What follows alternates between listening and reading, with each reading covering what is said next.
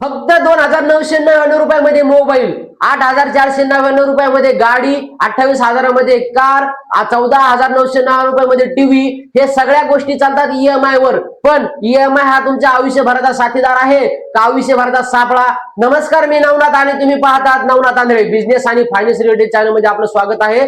चला तर आज बघूया ईएमआय हा कधी घ्यावा, ईएमआय घेतल्याचा फायदा काय आहे, ईएमआय आपल्या आयुष्यभराचा साथीदार आहे का ईएमआय हा आयुष्याचा सापळा आहे, कोणता ईएमआय घेतल्याने माणूस गरीब होतो, कोणता ईएमआय घेतल्याने माणूस श्रीमंत होतो. चला तर सुरू करूया. ईएमआय म्हणजे काय, ईएमआय हा सिस्टम कसा चालतो? ईएमआय म्हणजे काय? इक्विटेड मंथली इन्स्टॉलमेंट. म्हणजे तुम्ही एखादी वस्तू पूर्ण पैसे न देता थोडेफार पैसे भरून बाकीची गोष्टी हप्त्यावर भरणे. उदाहरणार्थ, तुम्ही मोबाईल घेतला, तुमच्या मोबाईलची किंमत आहे 36,000 रुपये. तुम्ही त्याचे हप्ते केले म्हणजे ईएमआय केला, 12 हप्ते केले म्हणजे 12 ईएमआय तुम्हाला भरायचे. मग तुम्ही काय करणार? दर महिन्याला 3,000 रुपये भरणार. 3,000 रुपये तुम्ही दर महिन्याला भरणार. तुम्हाला काय वाटतंय, आपण महिन्याला 3,000 रुपये भरलो. आपलं मोठ्या वस्तूकडे, मोठ्या रकमेकडे लक्ष जात नाही. आपलं लक्ष कुठे जातं? छोट्या रकमेकडे. कुठल्या रकमेकडे? आपला जो ईएमआय आहे, हप्ता आहे. समजा आपण मोबाईलचं उदाहरण घेतलं तर 3,000 रुपये, आपलं लक्ष 3,000 कडे जातं. पण हे 3,000 रुपये आपल्याला 12 महिन्याच्या नंतर 36,000 रुपये आपल्या खिशातून चाललेत. ईएमआय आपल्याला आराम कसा वाटतो बघा. ईएमआय आपल्याला आराम कसा वाटतो या 3 गोष्टी आपण बघूयात. मोठी रक्कम भरायची गरज पडत नाही. 50,000 भरण्याऐवजी 2,499 आपल्याला काय वाटते, 2,500च आपण ती वस्तू घेतो. त्यानंतर आपल्याला महाग वस्तू मिळते.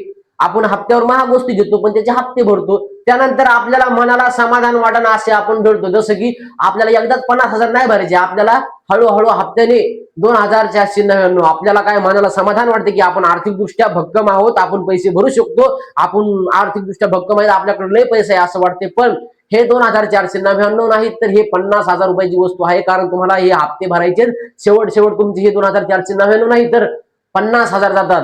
म्हणूनच दुकानदार काय करतात, मोठी वस्तू लहान करून दाखवतात.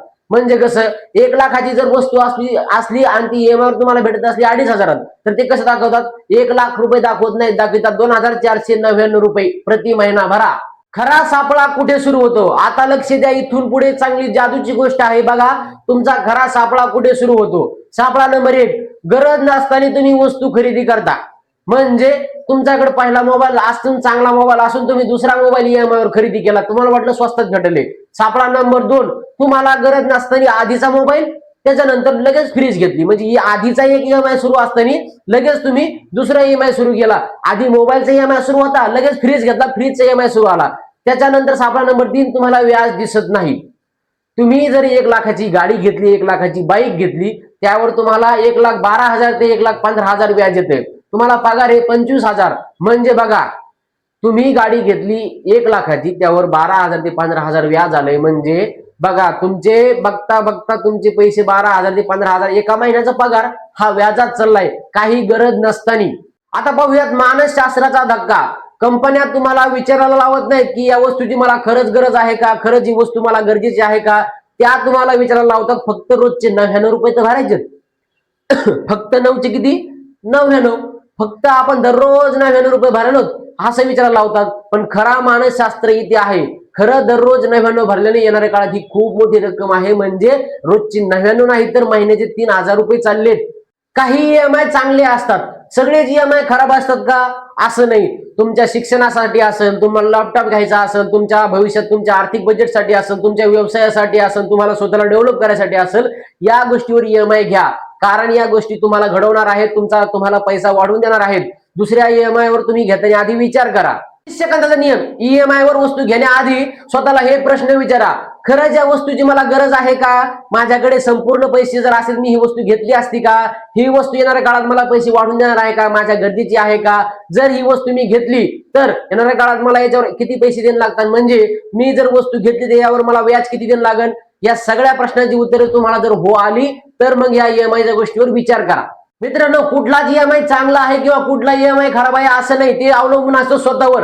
आपण त्या ईएमआयचा कसा फायदा घेतो यावर असते. मी जर त्या ईएमआयचा चांगला फायदा घेतला तर माझ्यासाठी चांगला फायदा आहे. मी जर त्या ईएमआयचा उपयोग चांगल्या पद्धतीने केला नाही तर त्यासाठी माझा नुकसान आहे.